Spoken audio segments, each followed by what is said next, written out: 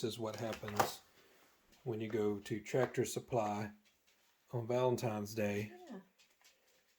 Yeah. And treating ourselves. Make mistakes.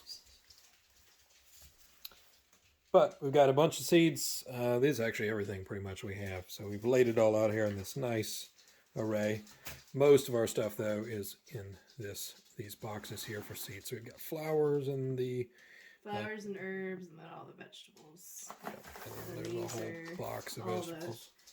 Like big seeds, peanuts and corn and beans.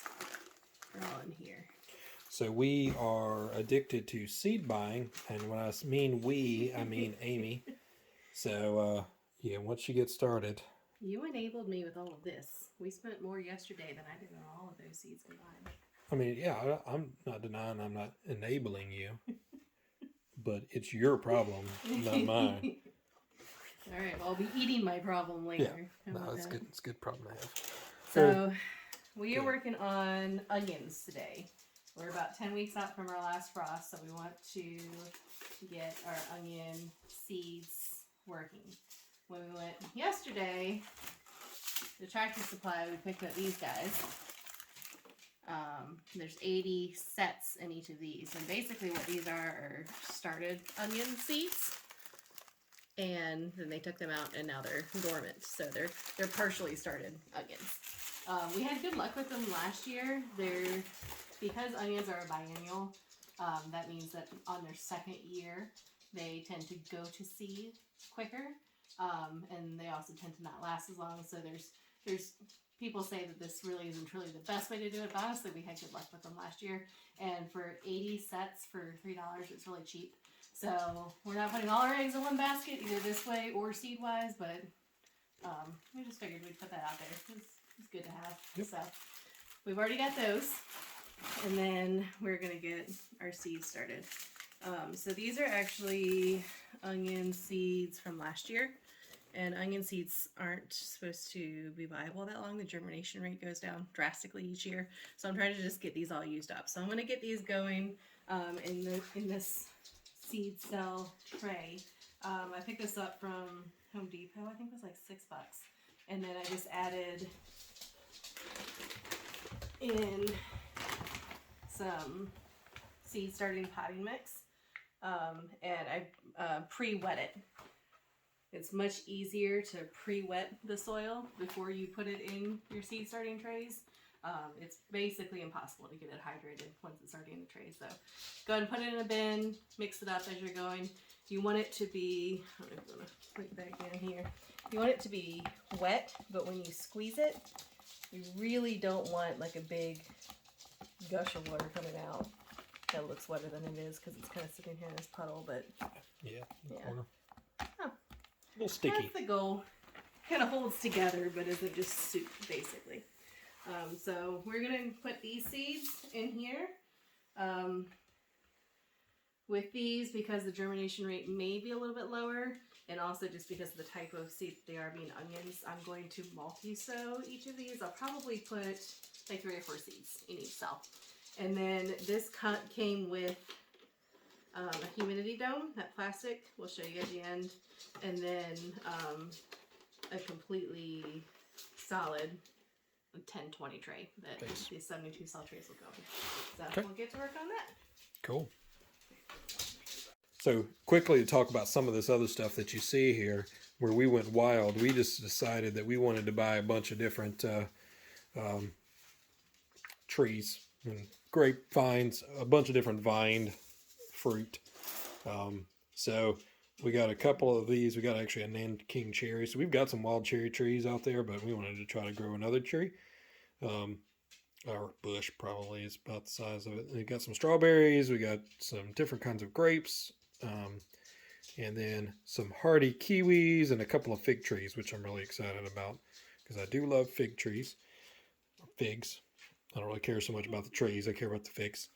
And then we got some potatoes that were pretty cheap. They were like $6 for a 4-pound bag. So our seed potatoes, we got Yukon Gold again. We're going to try this year. And then we have some Norland, red Norland potatoes. And then this was Kennebec. Sorry. And russet norcota. I don't know how to pronounce these things. But they're potatoes. We also got some asparagus. And so in some of this stuff, we're actually going to start kind of a perennial bed.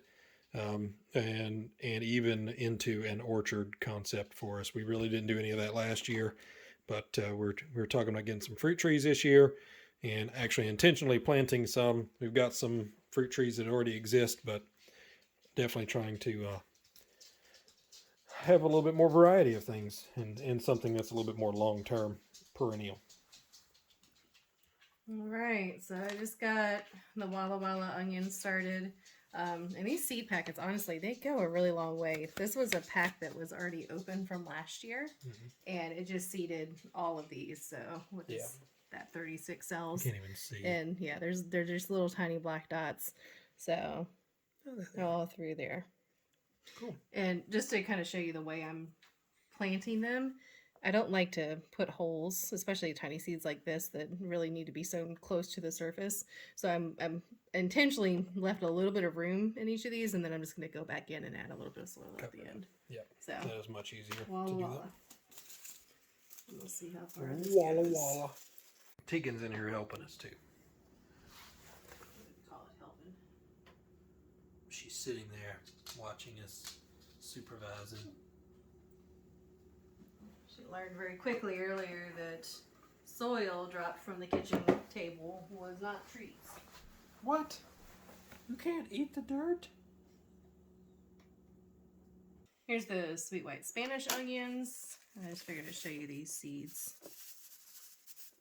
So they're not the tiniest seeds, but it's kind of funny because they're not really perfectly round. They get a little edge to them. Can you see them? Oh yeah. So kind of neat.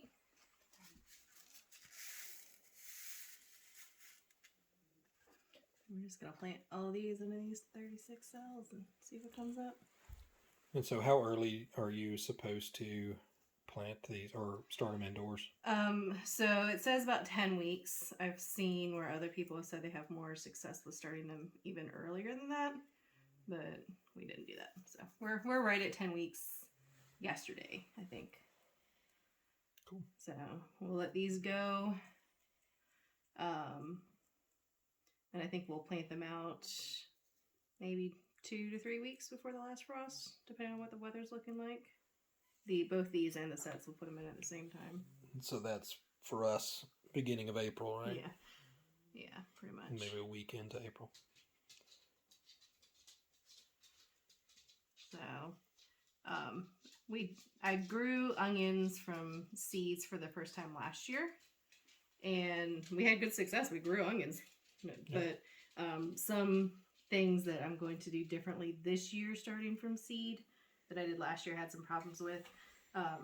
Last year I just had like these big plastic bowls, and I just like mass sowed a whole bunch of seeds in them, and they all came up great, but I think I sowed them too thickly, so that's why I'm doing cells this year, so that each one has its own space, or a little bit more space than before.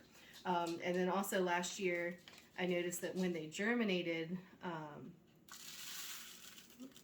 most of these seeds back in, I noticed that when they germinated, a lot of like the seeds were still stuck on the tip. So I'm going to really be good about making sure that the humidity zone is on them, because I feel like that stunted a lot of the seeds because that seed head was stuck on it. Yeah. I also want to make sure I fertilize these more frequently. That was something that I definitely forgot to do. I fertilized them only after I noticed that I was having issues with them. So I'm going to keep up with fertilizing them each week, just with like a half strength fish emulsion. So that's my plan. So I've got seeds everywhere now. All right. And now I'm just going to add a little bit more soil on top of it, each of these, and then add some water, and I'll set it up with a humidity dome. Sounds good. And we're done. All in there, tucked in.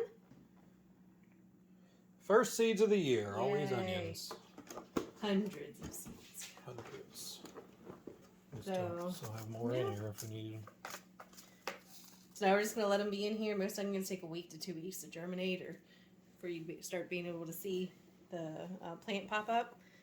Once more than 50% of this is germinated, we'll take the humidity dome off, and we'll also introduce light. We've got grow lights. We'll also show you that setup at a future video. But yeah, they're good to go for now. We're just going to let them sit here and we'll impatiently watch them for the next 2 weeks. It's going to fly by. So, an update 3 or 4 days later. I think it was 3 days, and we actually already see some sprouts coming up. So, definitely got some, at least on this side.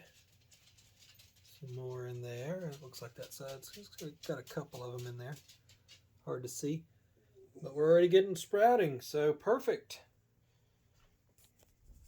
All right, so this is our germination station here in. I like that germination station. Here in Amy's office, there's a nice south-facing window right there. So it's going to get some sun, but we also have these grow lights here that we're going to hang down to provide some artificial light. In addition, I think Sage and Tegan want to go outside. I want to tell you guys thanks for being here. Thanks for coming with us, and we're just getting started. It's going to be a busy year, really busy year. We got a lot to do, especially since we bought all that stuff. We're forcing ourselves to start an orchard and everything else. But that's what we like to do. We like to force ourselves to be something that maybe we may not normally be. Kill the procrastination.